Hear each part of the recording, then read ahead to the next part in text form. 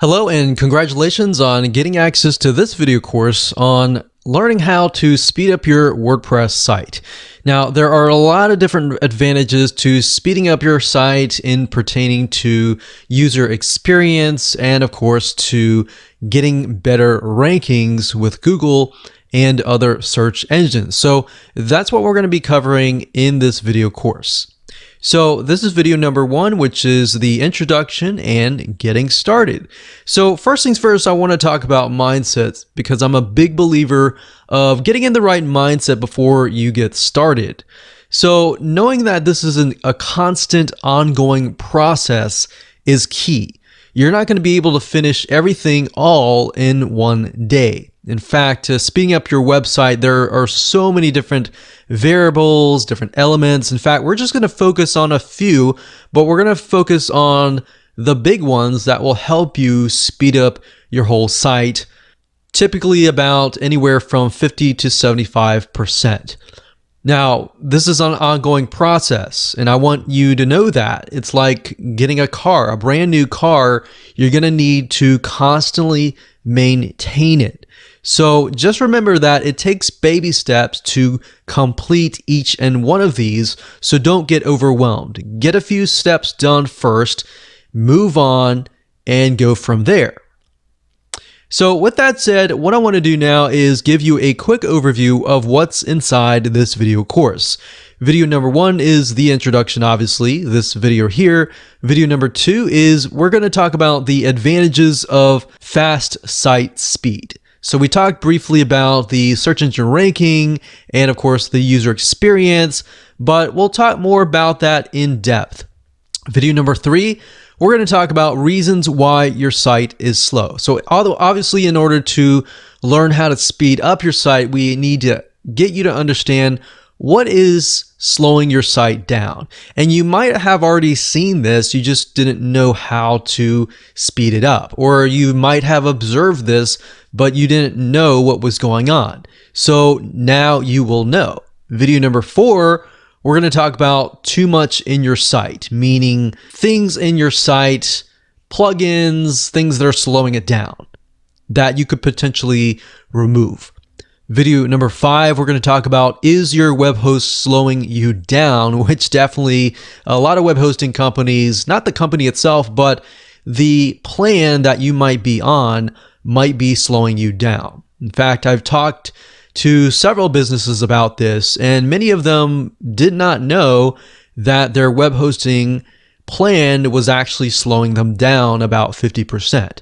In video number 6, we're going to talk about image optimization. So in other words, compressing your images so that they load fast.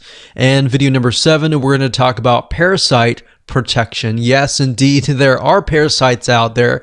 In other words, people who are possibly linking to you or even hijacking your site or using your resources. How do you protect against them? Video number 8, we're going to talk about caching.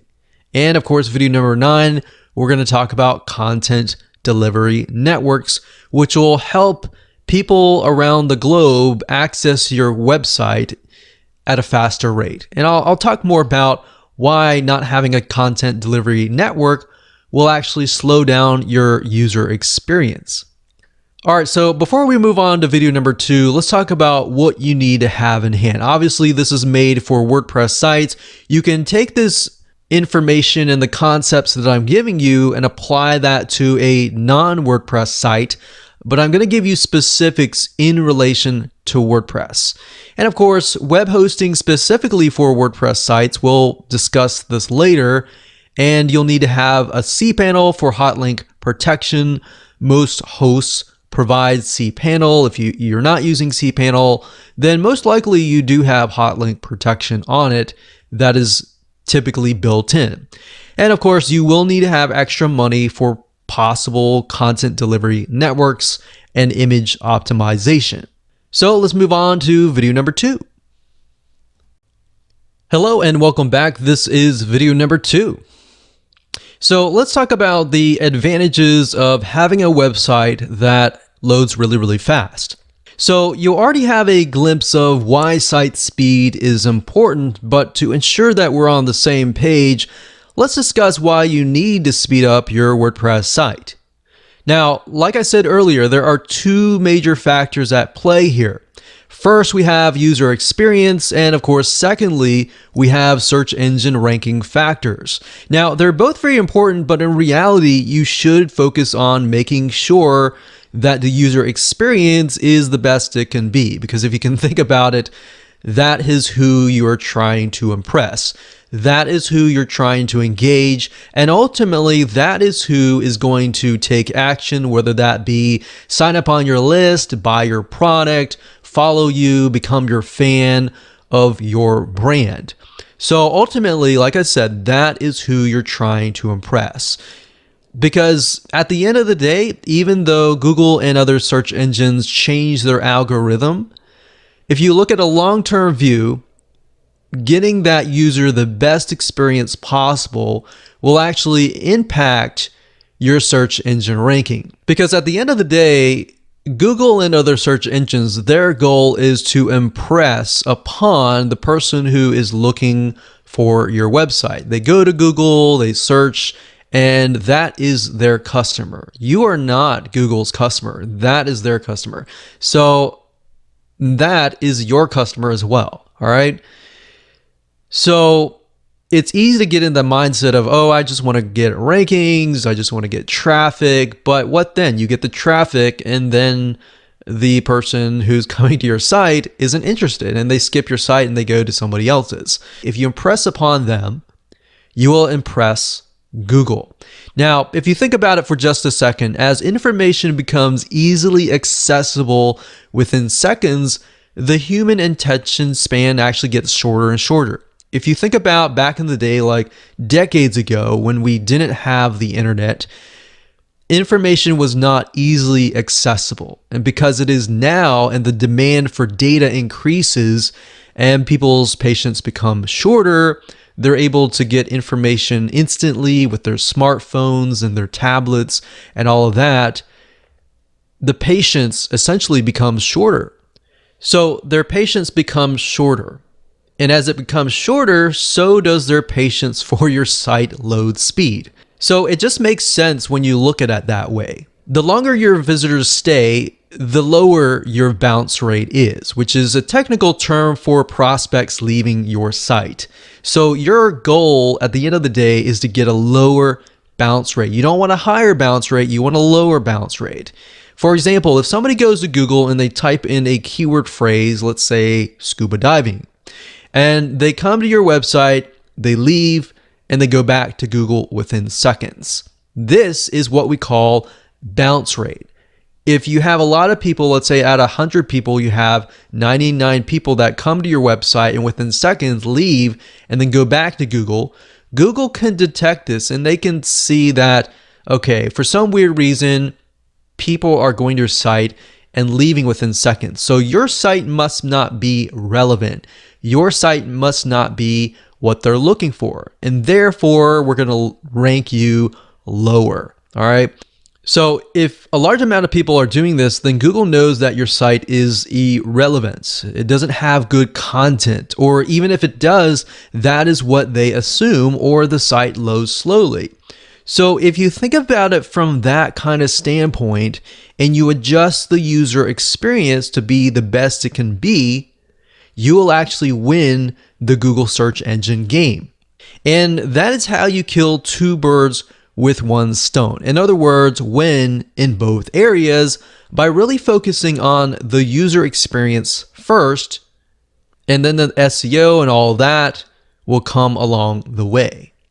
And even if you're not 100% being optimized to SEO, you will win the game in the long run because people will love your site. So out of 100 people, you may have 50 people who come and go, but you will have 50 people who stay for anywhere from 15 minutes to 30 minutes to an hour.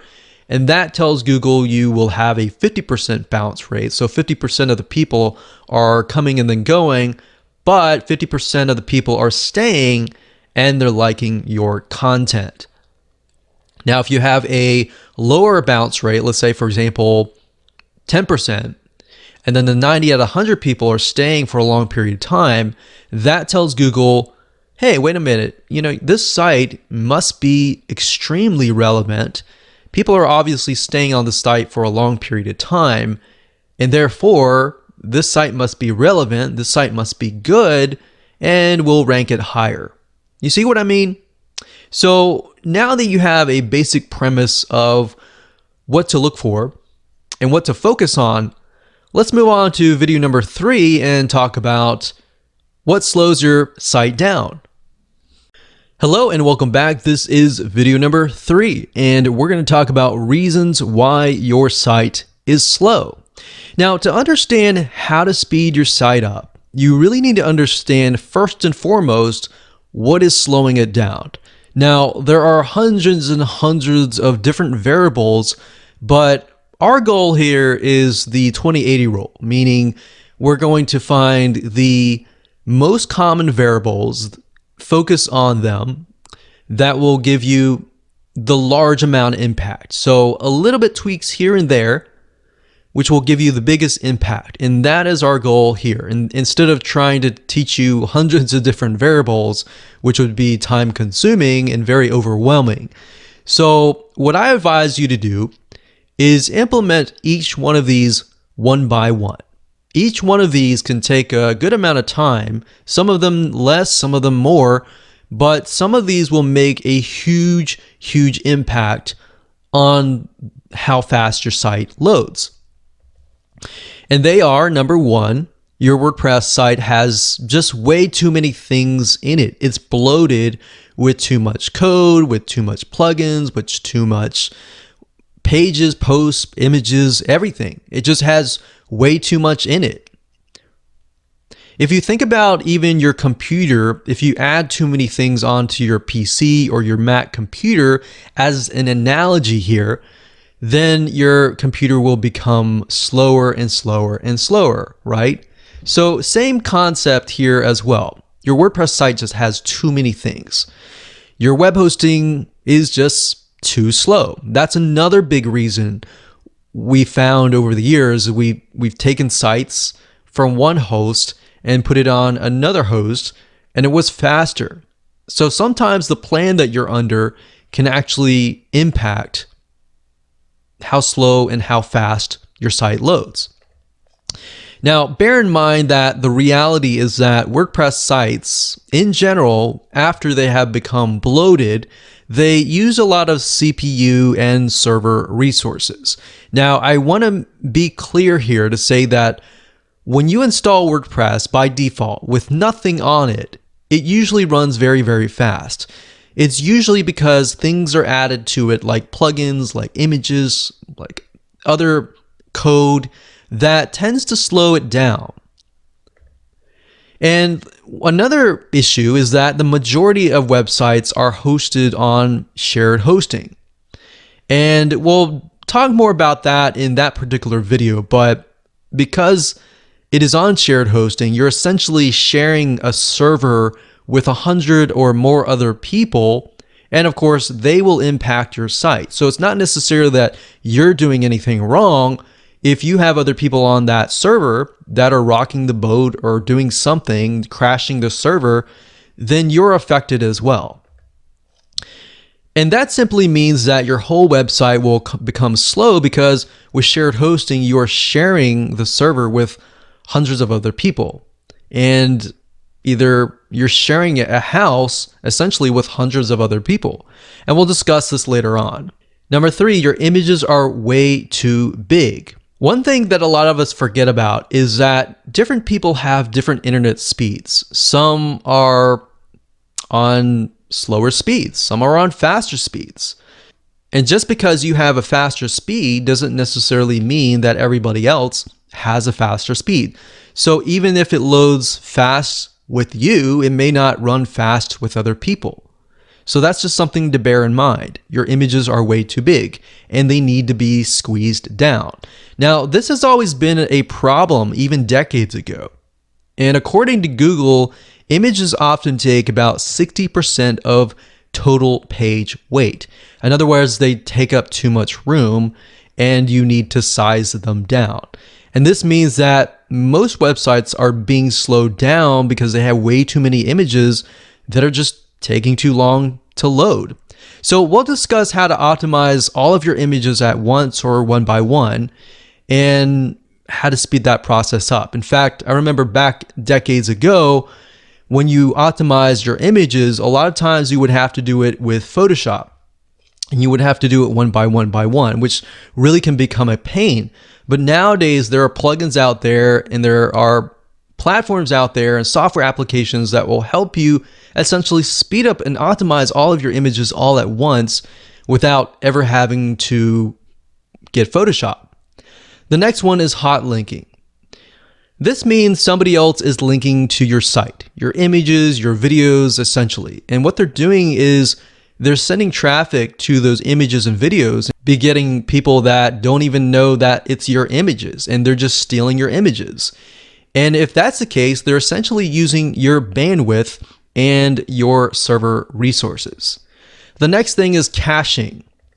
Caching is essentially what your internet browser does when you visit sites on a regular basis, and then your browser usually saves tons and tons of images and other files, HTML files and CSS and other files, so that when you go back to that website at a later date, it's already sitting on your computer, and therefore it loads super fast. So you can do the same thing with WordPress, but you need to tell it to do it a certain way. And of course, we'll be discussing this in relation to your WordPress site and all of that. The next thing is content delivery networks. And usually what happens here is when you host a website, let's say, for example, that the web hosting server that you put your website on is in the United States. What that means is that if somebody is on the other side of the world, let's say, for example, the United Kingdom or Australia or Canada or even the Philippines or Russia or anywhere else, and they come to your website, essentially what their computer has to do is it has to travel all the way through the internet, all the way to the USA server just to view your website. So as you can imagine, that will literally slow things down to a halt. So even if it runs super fast on your side, they have to go all the way over there, or vice versa, and it's really going to slow things down, especially if your customer base is all over the world. If that's the case, this is a definite must, and you'll see why in just a minute. So CDNs are basically web hosting data centers that are positioned all over the world.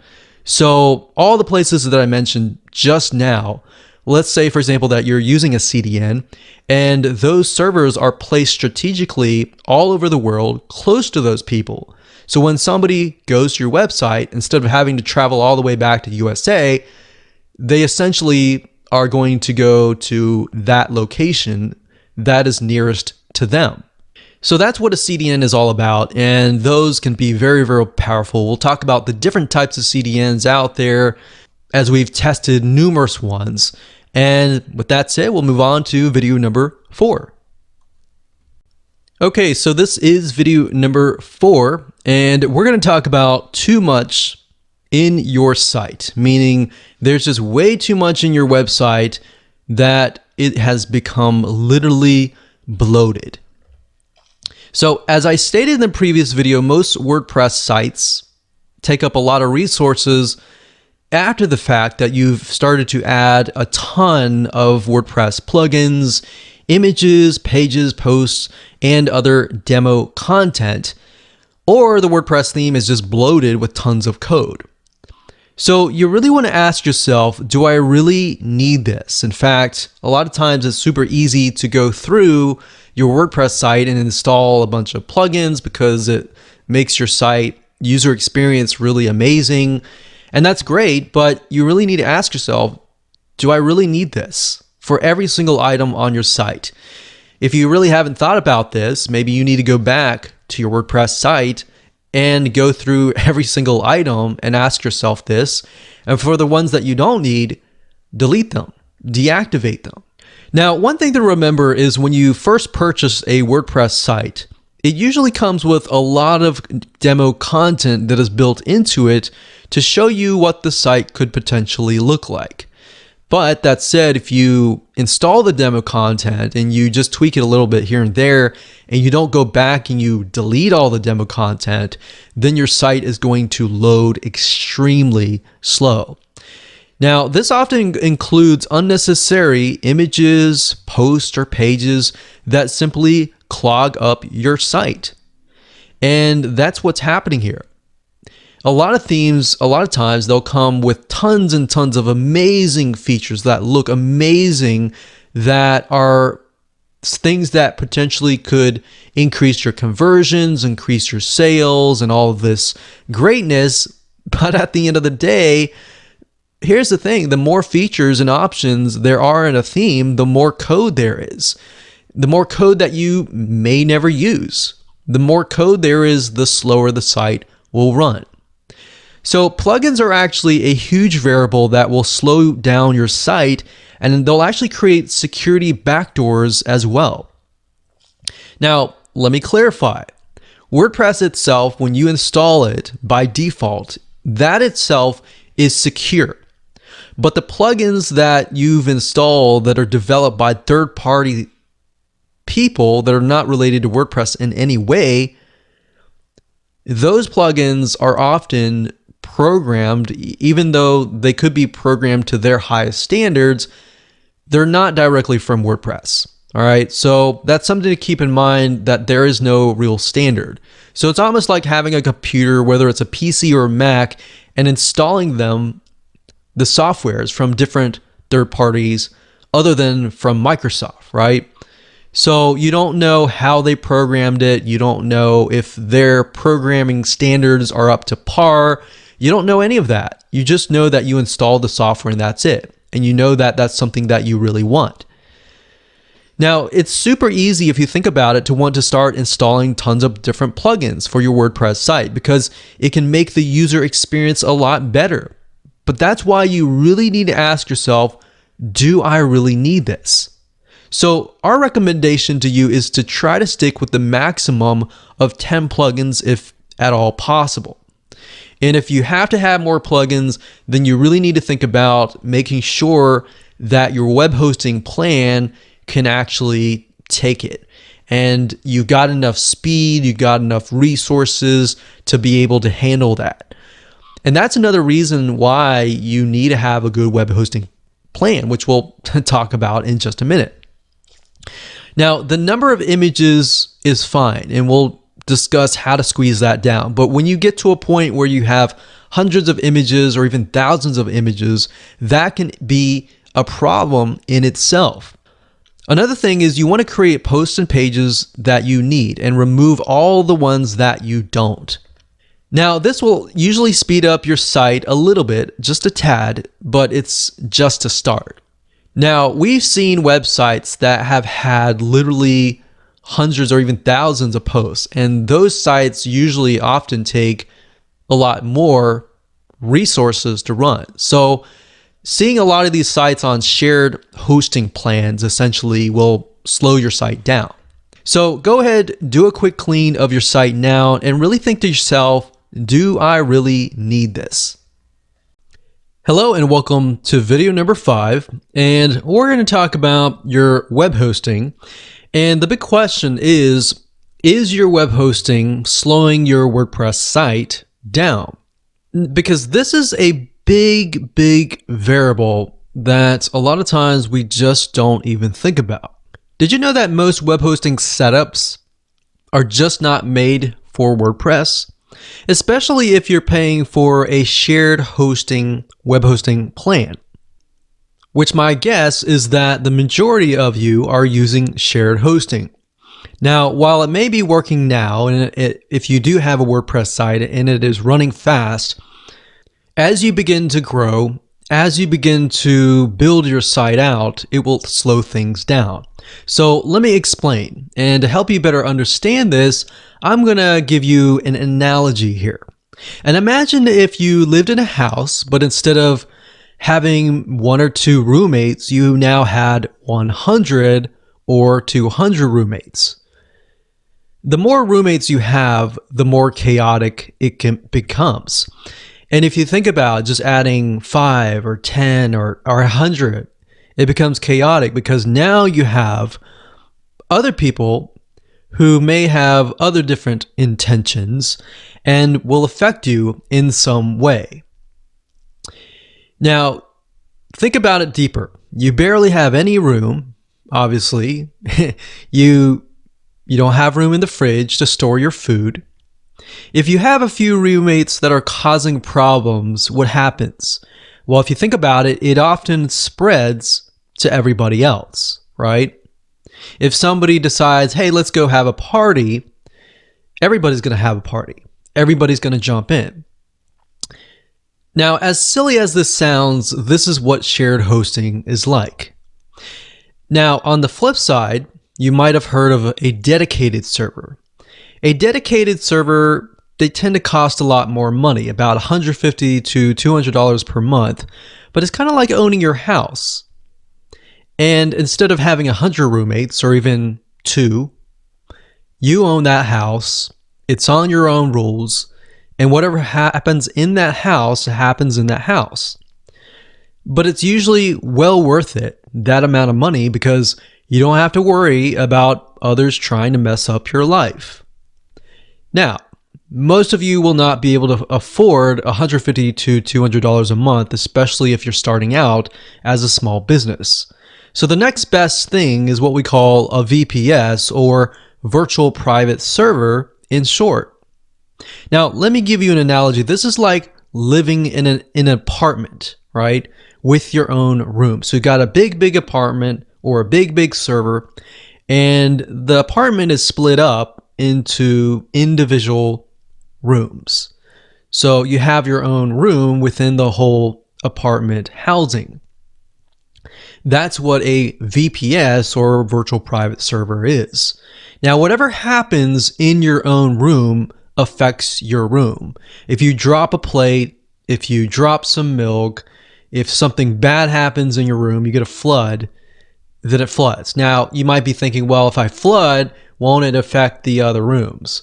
Yeah, it might be, but in a real virtual private server, it's basically like having a house where whatever somebody affects you in the other apartment, like maybe below you or above you, they're not going to affect you, right? So if they crash their server, they crash their website, that will not affect you. And that's the beauty of a VPS, or a virtual private server. So in other words, what others do in that room doesn't affect you. Now, that said, not all VPSs are created equal either. In fact, there are a lot of web hosting companies out there that fully understand and specialize in WordPress. So the way they set it up, the way they set up the memory, the hard drives, the way they set up the software, it's optimized for WordPress. It's kind of like going to a cardiologist for your heart problems versus a general practitioner. So the general practitioner, they may understand a little bit about your heart and how to help you, but the cardiologist is really going to know how to help you. So you're going to a specialized web host, essentially, to get hosted, because they understand your needs specifically. They understand WordPress and how it operates. So that's why I say a lot of VPSs out there are not made for WordPress. And therefore, even if you get a VPS in general, you might find that your site does not run fast. But if you find a WordPress specialized web hosting company, you'll find that your WordPress site will actually run fast, because they understand what affects what. They've actually essentially taken all these variables and made it easier for you to make sure that your site is running fast. So let's discuss a few places that would be great for running your WordPress site. So what you're looking for is managed WordPress hosting. The first one that we recommend is called WPEngine.com, and they specialize in WordPress. Now, one thing I will say is whenever you look at the pricing will cost a little bit more than a usual web host sometimes, but that's because they specialize inside WordPress. So when you get an account with them, they will set it up so that it is WordPress friendly. And like I said, most virtual private servers or dedicated servers are not really made for WordPress. So WPEngine.com is a good one. The next one is called WPXHosting.com. And one thing to note is I would definitely not recommend places like HostGator.com. There are other places out there that say they're WordPress hosting, but these two definitely we've heard really, really good things about from numerous people. And we've actually taken a lot of sites off of HostGator for our clients and moved it elsewhere.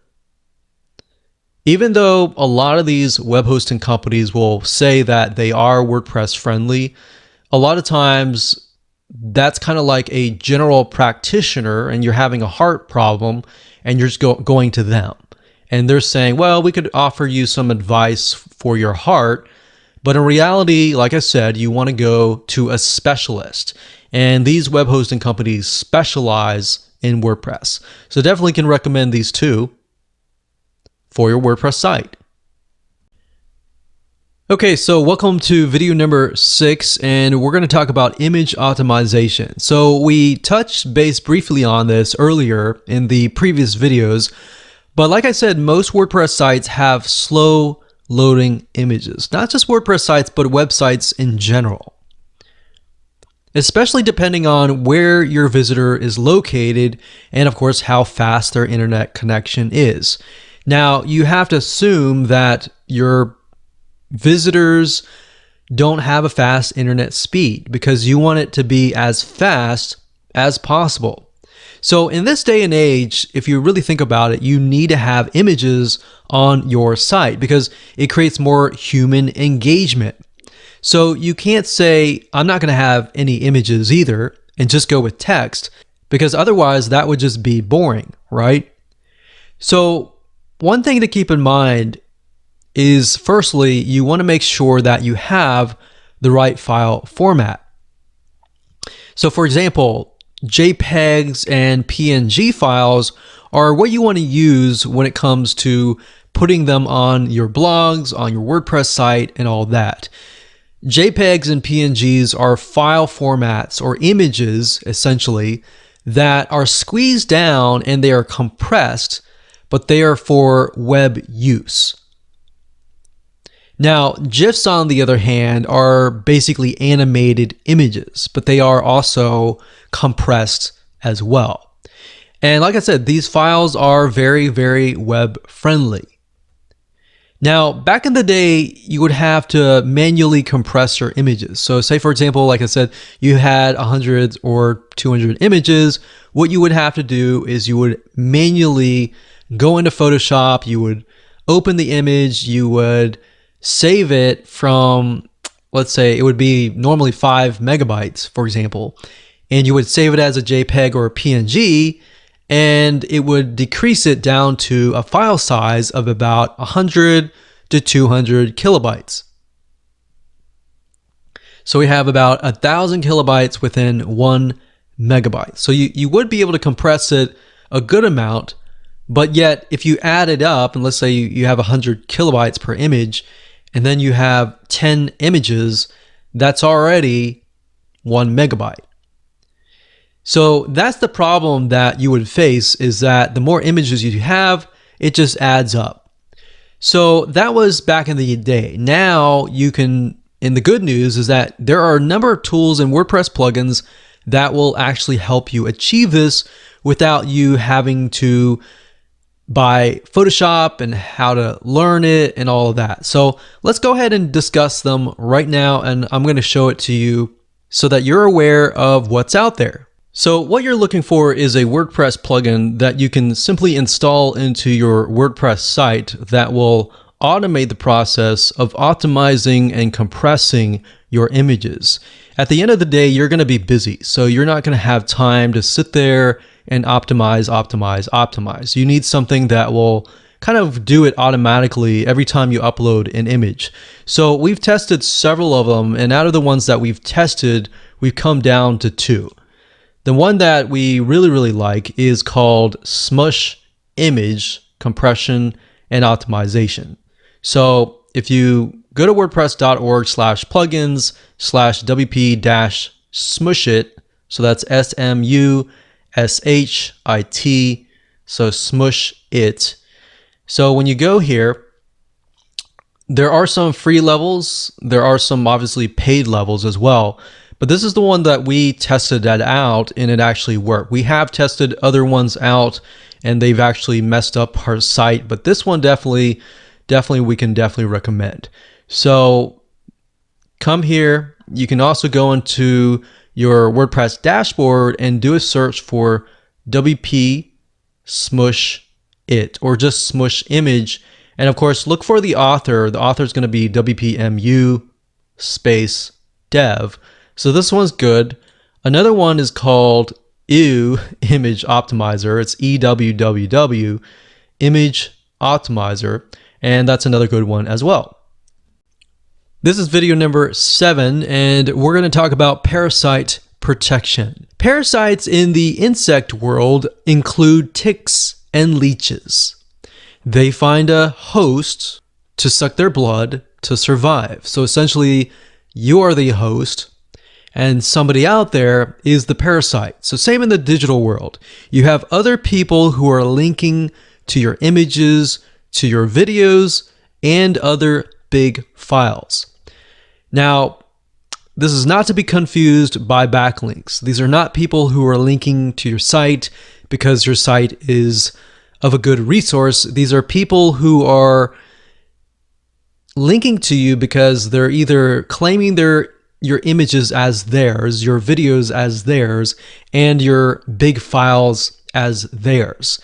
So you might be thinking, why would somebody do that? Well, that's very common if you think about it. If you've got images on your website, most likely Google has indexed your images into their Google image search engine. And somebody else has come along the image search engine and look for an image, and they might think, oh, I like that image, I'm going to use that on my website. And either they might give you credit, which is great, but that's far and few. And then most likely they might think, well, I like this image, I'm going to link to it, and I'm going to put it on my web host.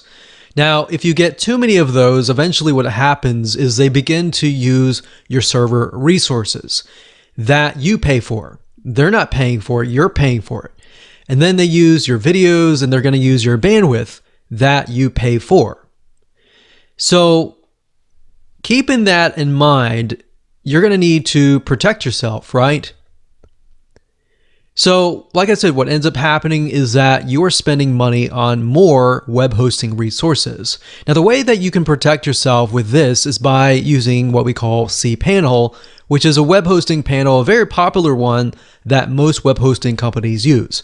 Now, if you don't have cPanel and you're one of those far and few between, in those cases, sometimes your web hosting company will have rebranded the cPanel to look like their own brand, but usually you can find the hot linking feature that I'm going to talk about in just a minute right there. If not, sometimes they will have their own hot linking feature, but essentially what it does is it disables people from essentially becoming a parasite of your website and using your server resources. So if your web hosting company doesn't use cPanel, like I said, they may have that option. And if they don't, you can always message them and say, hey, do you have hot link protection? Now, to better understand how to implement this, let me show you step by step how to do that. So what you want to do is go ahead and log into your cPanel. If you need to do that, go ahead and pause the video and do that now. Otherwise, I'm going to assume that you are in your cPanel. So to get to hot link protection, all you need to do is simply scroll down and go to the security section here, and we see hot link protection. So go ahead and click on that. And if you look at it, it says hot link protection prevents other websites from directly linking to you. So what we need to do is, we don't need to enable it yet, but what we need to do is enter the URLs to allow access. So what this means is that, let's say, for example, let's just hypothetically use yourdomain.com. What you want to do is enter yourdomain.com, and what that means is that anytime yourdomain.com accesses the image, it's okay. But anytime somebody else that is not yourdomain.com accesses your site, then they will be denied, essentially. So what you want to do is do http:// and then yourdomain.com. And that should be it. But if you use www, or you have, let's say, HTTPS, you could add that as well. Now, hypothetically, that shouldn't really matter, but for the sake of, just to make sure, we'll just do that. So these are just variations of yourdomain.com. So we can enter that here, and let's say, for example, that you want a other site. Let's say you have a yourseconddomain.com. If you put http:// yourseconddomain.com. So let's say, for example, that you have a sister site, and that sister site, it'll be okay if they access your images. So you want to enter that here. So basically what you're telling the system is these domains are okay with accessing these images or whatever file that is. So if you want to add, like, let's say, MP4 files. So if you have videos on your site and you only want these sites to access them, you want to make sure that you have the file formats inside here. So another thing, if there are zip files, downloadable .zip files, you want to put zip. So that means anytime somebody accesses any type of these file formats from these sites, it's okay. If they access it elsewhere from somebody else, it's going to block them. It's going to prevent them. Now, you have different choices. You can enter a redirect URL. So if somebody tried to access that image and they're doing so from a different site, then you can redirect them to another page. So whatever page that you want. And this can be good depending on what kind of business you're in. So for example, if you are a photographer and you don't mind people licensing your images, then you could redirect them to maybe your page where you're trying to sell licensing to images. Now, obviously, if you're not in that case, then you wouldn't really need that. But that's just there if you want to redirect people to a certain page. So once you're done, you just simply click submit and then you click enable and you're good to go. This is video number 8, and we're going to talk about WordPress caching. So as discussed earlier, the way caching works is your internet browser makes a copy of the items on the page, such as images, text, and other media elements. So as you can imagine, the purpose of this is that the next time you visit a website, your browser will load the site at a much faster rate.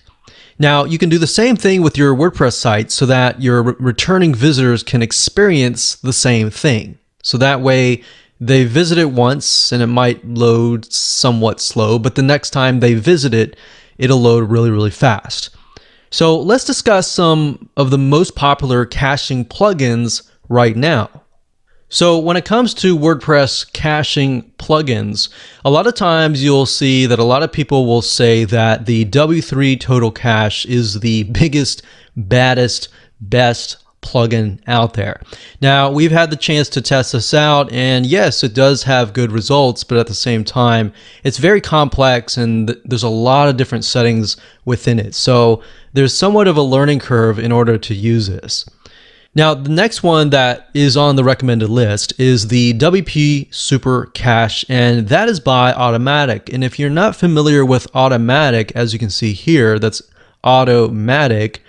This is the same company that has developed WordPress. So they are literally the biggest WordPress company because they invented WordPress. If you look through here, you'll see that a lot of people have installed it. A lot of the reviews are really good. They say lightning's fast speed, works really well. And that's the thing I like about Automatic is that whenever you get plugins from them, you're pretty much guaranteed that the plugin will run. And it will run effectively because they'll come out with tons and tons of updates simply because they invented WordPress. So they have the best of the best knowledge as far as that goes. Now, these are caching plugins that focus on one area. Another plugin that we have actually tested and had really good results is vipercache.com. That's vipercache.com. All right. That's it. This is video number 9, and we're going to talk about content delivery networks. So we briefly talked about this earlier, but in most cases, when you run a website, you want to have a CDN or a content delivery network, especially if you're trying to reach the world. Now, as we mentioned earlier, if your web hosting server, let's say, for example, is in the United States of America, and your prospect is, let's say, in the United Kingdom or Canada or wherever, some way far away, then what happens here is that they have to connect all the way from their computer in the UK all the way to the server in the USA. So if you are in the US of A, or you're in wherever you are, and the server happens to be next to you, then it's going to load super, super fast, right? But just because it loads fast for you, if you're in the United States, does not mean that it's going to load super fast for everybody else. So it's kind of like saying, okay, I'm going to go to the store and it's only going to take me 5 minutes. But then you have a friend that is an hour away and it's going to take them literally an hour away, not speaking of traffic and other possible roadblocks that he's going to face. So that's why you need a content delivery network. And in this case, in that example, let's say, for example, it takes you 5 minutes to get to the store. And that store says, you know what, we're going to replicate ourselves and we're going to put a store near your friend so that instead of going 1 hour away, he goes about 5 minutes away. So that's the way a content delivery network works. They are so massive of a data center that they have many different servers placed all over the world, oftentimes in each city, in each country, in each state, literally so that anybody around the world can access your site at a much faster rate. So oftentimes what we see is the content delivery network will make a big, big difference. So if you change your web hosting to a specialized WordPress hosting and you add a content delivery network and you do the elements that we talked about to make sure that your site is not too big, those few things there can actually speed up your whole site. So like I said, how CDNs work is they deliver the content, in this case, to that person, to the closest server to them. So as we mentioned in this example, if you're using a CDN, it's going to show your website to that person, to the closest server. So it really makes life a lot better for your visitors, no matter where they are. So now there are many other benefits to using a CDN besides just being close. In addition to that is security. And you can actually block out high-risk areas and high-risk IP addresses as well. Because the CDN is so big and massive, a lot of times it'll share data, and if it finds that there's a hacker hacking another site, they'll share that data and make sure that they block that person when they try to access your site. So there are a lot of other amazing benefits to having a CDN. Now, there are several CDNs that you can use. You, of course, only need to have one. So let's discuss that right now. So there are two main content delivery networks that we highly, highly recommend. There are many other ones, but you really have to think about it. You want to make sure that the company that you go with is big enough so that you have so many different servers around the world that you can use. So these two are actually very user-friendly, and that is why we are actually recommending them. Cloudflare.com, that's cloudflare.com. This one we've used before, and in order to really make use of it, they have a free version, but in order to get the advantages and the benefits, you really have to use the $20 per month upgrade. And this is on a per domain basis. Now, at the end of the day, and that might seem a lot to many of you, but really, it'll save you a lot of bandwidth. In fact, it'll protect you. It'll give you security that you need. Plus, on top of that, if you have a global wide network, you're trying to reach as many people around the world as much as possible, it really is going to help you in the long run.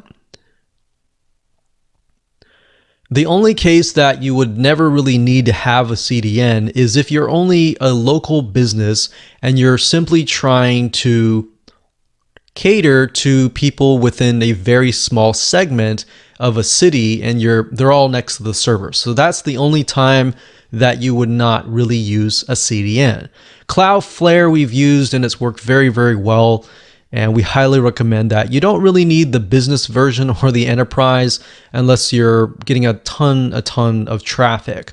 But obviously you can start with free and just see how that goes. And then as time goes, upgrade to pro if you can. So if you're just starting out, obviously go with the free. And if you already have a couple hundred to a couple thousand visitors per month, definitely go with the pro version as much as possible. So the next thing we have is MaxCDN, that is maxcdn.com. And as you can see, the pricing is actually a little bit cheaper than Cloudflare. Now, MaxCDN is really good as well. And it's really hard to say whether MaxCDN is better than Cloudflare or Cloudflare is better than MaxCDN.